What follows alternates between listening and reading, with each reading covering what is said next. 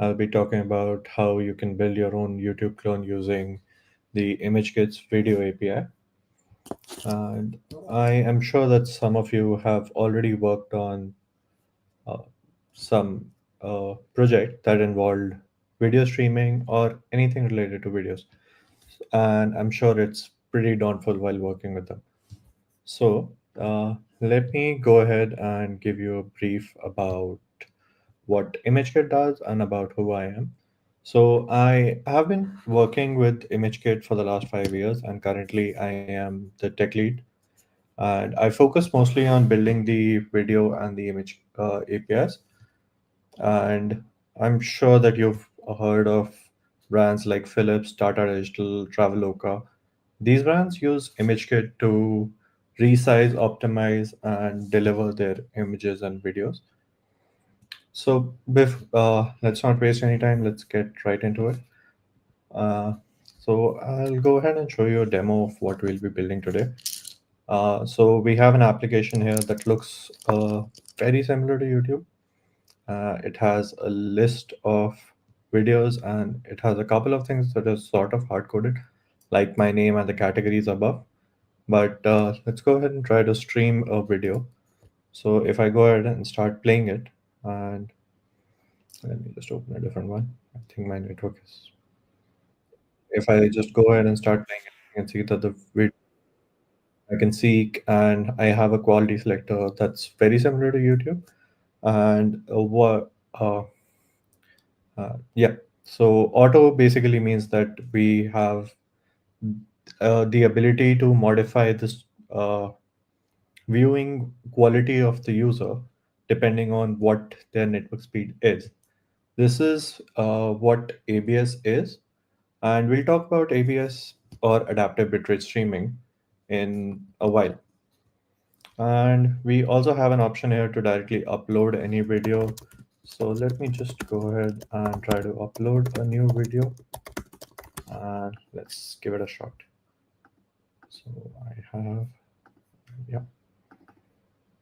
So as you can see that the video is uploading and it should take less than a minute to get it done. Let's wait. Oh, perfect. In time. So we have the video that's shown up here, and we can go ahead and start streaming the video, and it'll play as it is. So before we actually dive into uh, building the project or building the entire application, let's discuss a little about what the major components of an application like this includes. So, as many of you might have already thought of, that it has a front end, it has a back end, that's basically our application server, and you have an encoding pipeline that's connected to some sort of storage where you're storing all the videos. And and obviously that the encoding pipeline is very complex. It's gonna be it has a lot of components. You are gonna upload a video to it, it'll start creating thumbnails, it'll start creating the ABS playlist that we'll talk about, and a couple of other things to make sure that they're delivered properly across the web and across to every device that is there. And this is where actually ImageKit comes in. Our aim with the video API is to simplify the whole process of allowing developers to they don't exactly have to worry about the complexities of implementing a full-on video encoding pipeline and even set up the entire infrastructure to do it all. So let's get started. You can follow along. I'll provide you the repository links that we are going to be using. And essentially, the project is divided into four simple, easy steps. We have setting up your ImageKit account and cloning the repository that we have. So this application that we're building, it's not exactly a complete YouTube clone that has all the features, but we will tackle the most critical feature, that is video streaming. And I do have a boilerplate ready for anyone who wants to follow or anyone who wants to follow later on when seeing this video on YouTube. They can just go ahead and directly clone this repository. and get started. So let me just oh, clone this repository and set it up right here. So I have most of the dependencies installed. So let me just go ahead and run yarn install. And yeah, let's give it a minute. Perfect. So once you are done with installing the packages, you can just go ahead and start a server. And when you actually start a server, you can check it out on the URL that's provided there. So yeah, we have a starting point. And firstly, what we'll do is we'll start with implementing the upload functionality. Now, I have a small form here that has title, description, and you can just select the file to start uploading. And for uploads, we'll be using our Next.js SDK. Let me zoom in a little bit so that it's visible for everyone. So yeah, we have the ImageKit SDK right here. We'll be using the Next.js SDK because I have went ahead and made the uh, project in Next.js, and it's pretty simple, straightforward to do so. So we'll follow the documentation and let's get rolling with that. Firstly, we have to install the npm package, which we've already went ahead and done that. And next step is to initialize the SDK and set up the environment variables. So let's go into the code.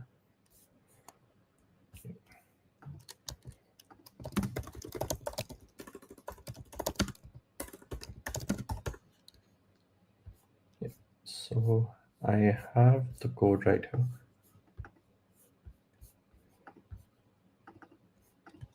Let me just zoom in a little bit. Yeah. So I think that should be visible. Okay. So the first step was to set up the environment variables. So in the project, you'll find a file called env.sample. Let's just go ahead and rename this to env.local. And we have to find these values and enter them here. These values can be easily found in your ImageKit account provided here. So you can find these values right here in the developer option under the API keys. So let me just go ahead and add this value in. This is the URL endpoint. We need the public key and we need a private key. Now, yeah.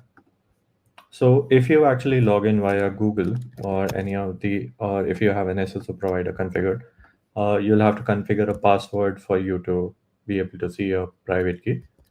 So yeah, so once we have that, we should actually see that Next.js has automatically reloaded the environment variables and we are good to go. So let's see what the next step is. Oh,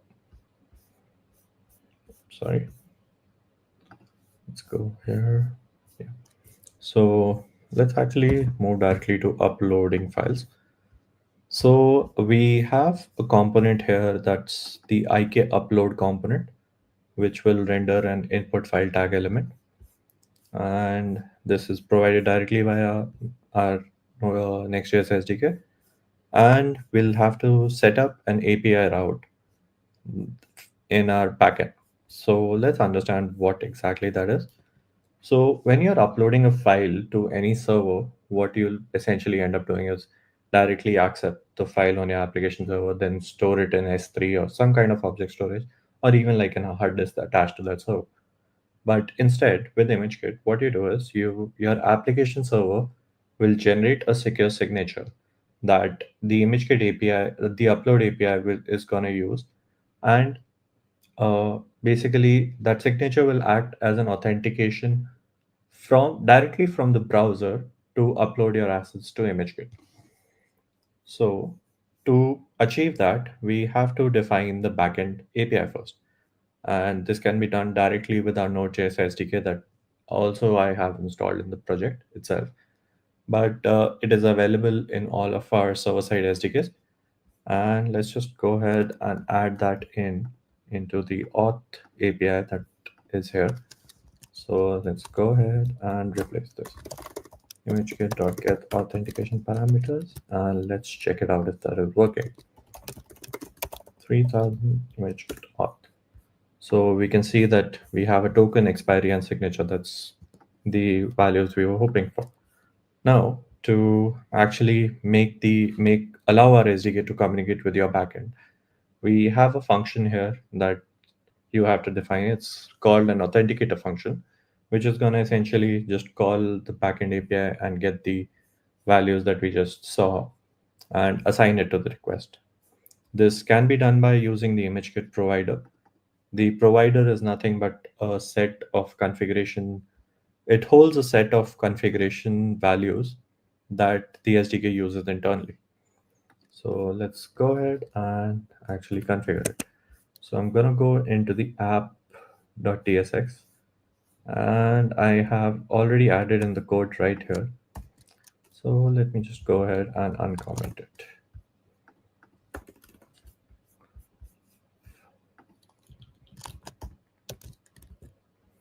So yeah. So once we're done with that, we have the upload working. So let's go ahead and set up the upload. So to upload, we are using the IK upload component that I mentioned previously. So if I go into the upload file that we have, so let me just bring this onto my screen. So I already have added a component here. Let me just remove the old button that I've added for the demo. Yeah. So we have the component right here. It's basically a wrapper for the standard HTML5 type file element. So we have all the standard props that are involved in that here. And we have something called some other parameters that are allowed in this. These are your upload configurations, and you can just go ahead and set these values in just to make sure that the files are uploaded in the correct folder. If there are a lot of different parameters that you can fine tune according to your requirement, and we have some events here that just gives the user a feedback as to what the progress of the upload is. So while I'm here, I'm gonna uncomment the progress bar also on the screen. So right now for this demo, we have a file that needs to be uploaded. We have a title and description that needs to be saved in some sort of database. Now, in this demo, I didn't want to complicate things by setting up a database or creating all the APIs.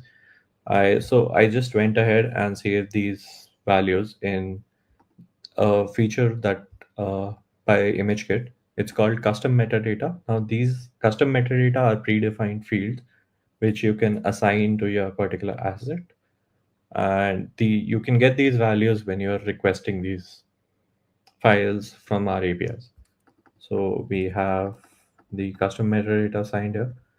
So once we have that, let's actually try uploading it for bigger fun.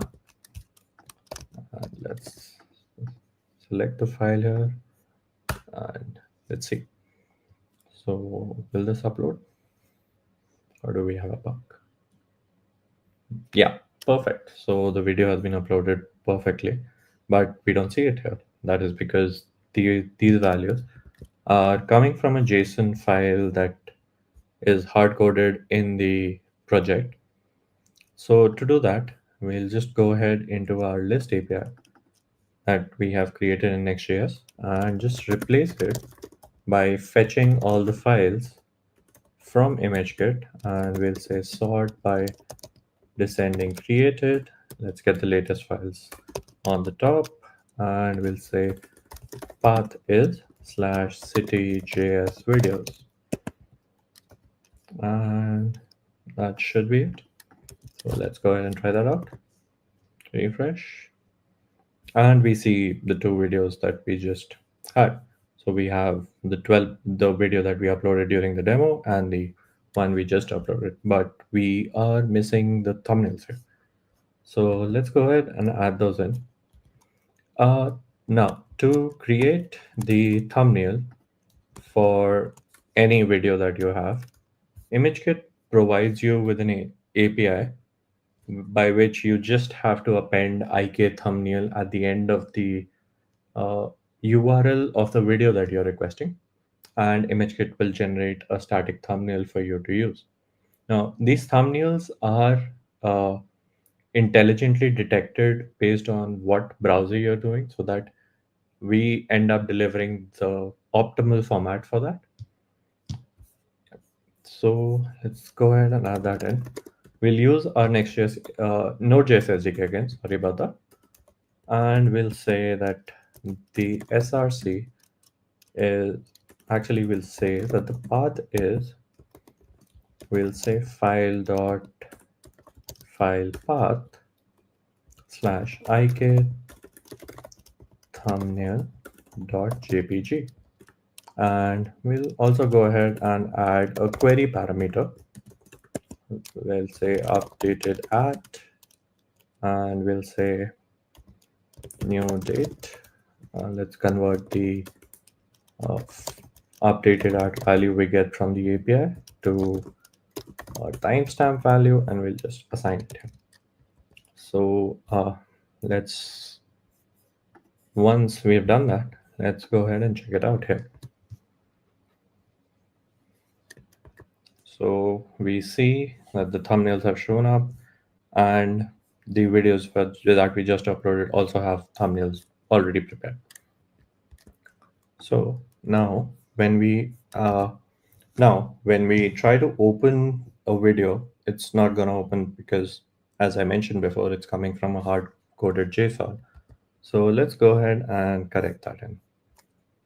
So for this, we'll use the ImageKit get file details API.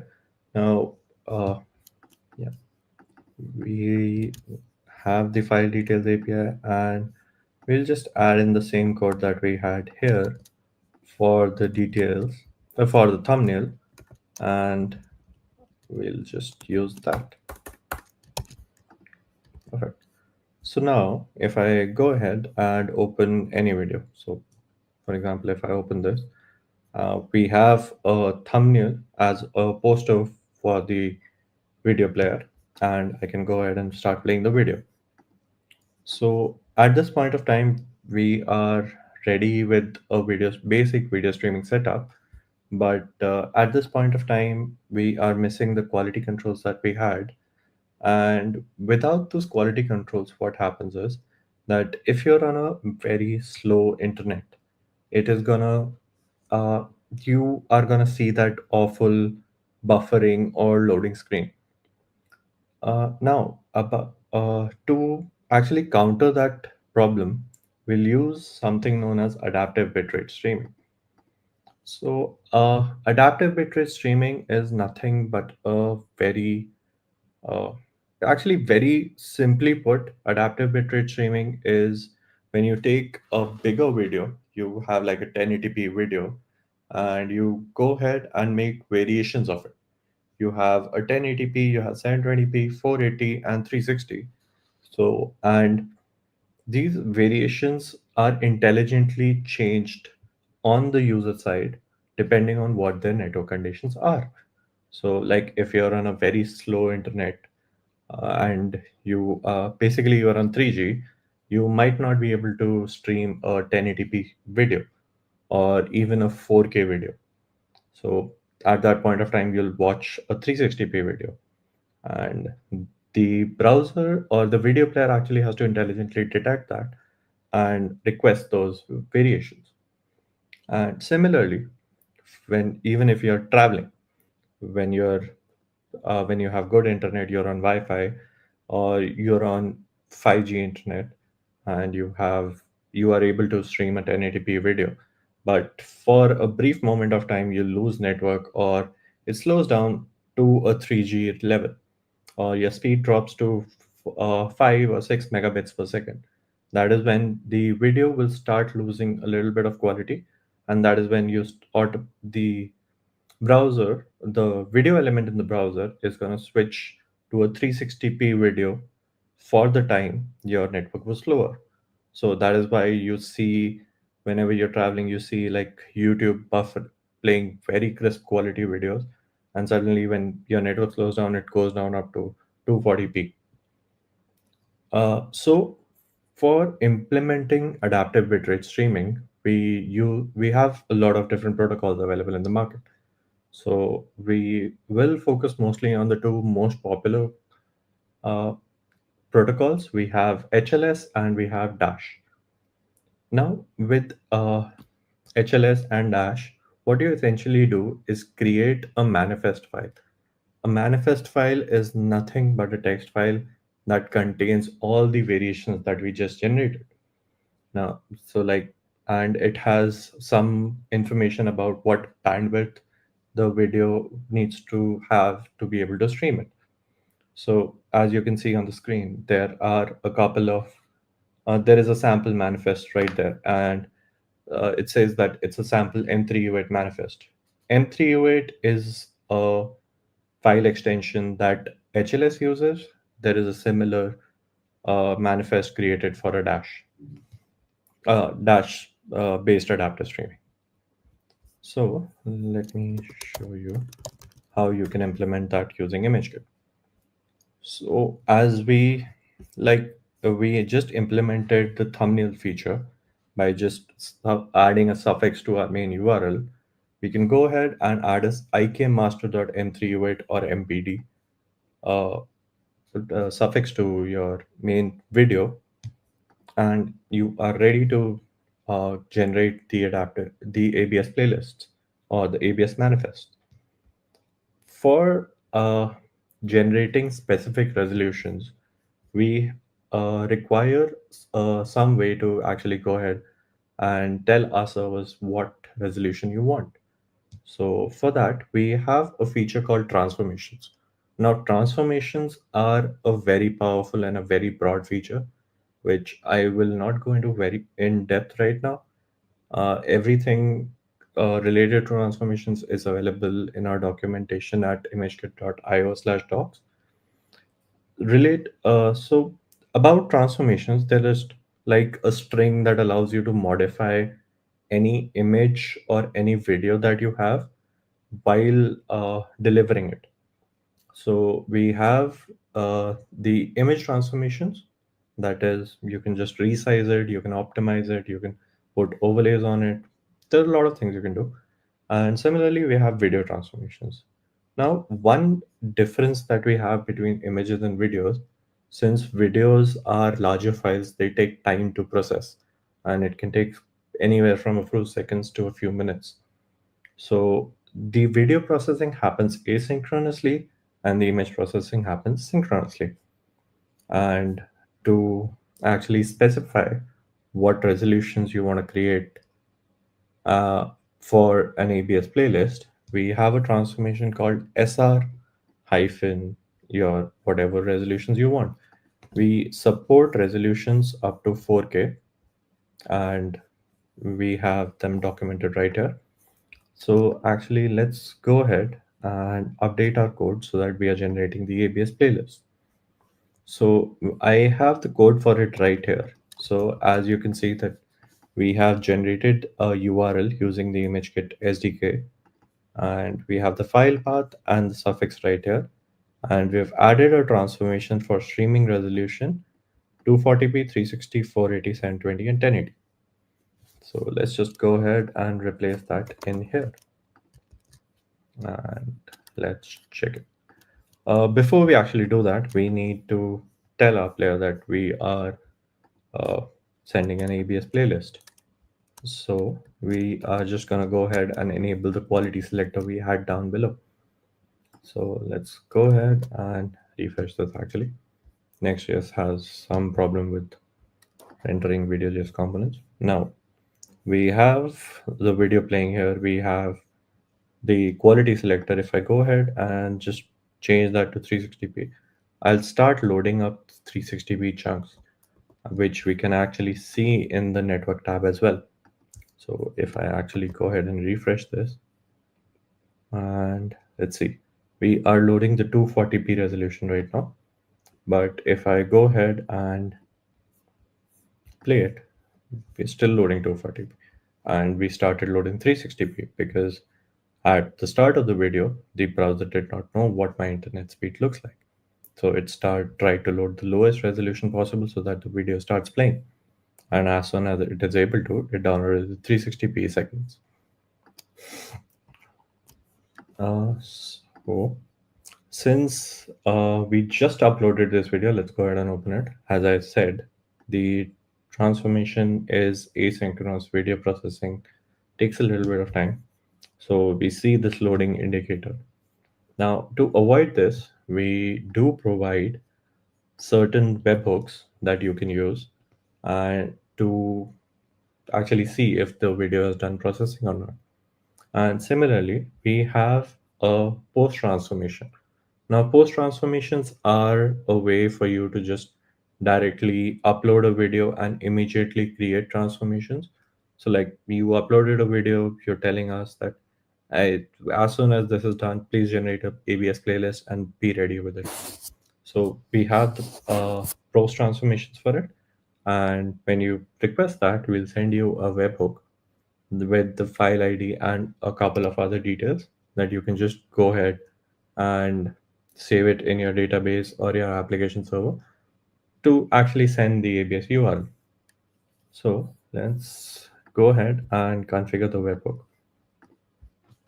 So if I go ahead and go into the webhook, I'll say const file ID is equal to req.body.data.file ID. And I'll say await imagekit dot update file details for file ID, and we'll say custom metadata ABS is true. So we'll use custom metadata again to actually detect if the playlist is ready or not. So we have that, and let me just go ahead and start the ngrok server so that we have the webhook coming into our local system. So yeah, the ngrok has started, and let's go ahead and uncomment this section that we had for post transformations. So in this post transformation, this is directly under the IK upload component. We are requesting an ABS playlist within protocol of HLS, and these are the resolutions that we want to be prepared. So once we're done with that, we should have this. And let's go ahead and upload another video. So this time we'll say for better joyrides. And we'll use the same description to save time, and we'll upload this video. So let's give it a second. Yeah. So the video has uploaded, and okay, that's weird. Oh, it just took a second. I think there was some kind of local caching in my system. Yeah. So we have the video. It has shown up on the listing page. And right now, if we go ahead and open it, it's gonna keep on loading up until the video streams are ready. What we can do is here that we can just have a conditional as to if our custom metadata says that the ABS playlist is ready, serve that. Otherwise, just serve the original file URL. And let's go ahead and try it out. So as you can see here, the video started playing immediately. And let's see if the webhook came. Oh, about time. So we have the webhook that's just arrived, and we see that we have the file ID and we have the URL of the video that has been generated. Now, oh, it has loaded already. So we can see that the quality selector is available here, and I can just go ahead and change the quality of the video, and that's pretty much it. We are done with implementing a basic YouTube application with adaptive bitrate streaming to provide a very seamless streaming experience for the users. So that's mostly it from my end. And if you have any questions, you can go ahead and just let me know. Uh, yeah. Also, the entire project is available on the GitHub link that I showed before. I'll just share it on screen again. Uh, there is a branch called Final, and the entire end product that we just built out is available there for anyone to use. So, yeah, thank you.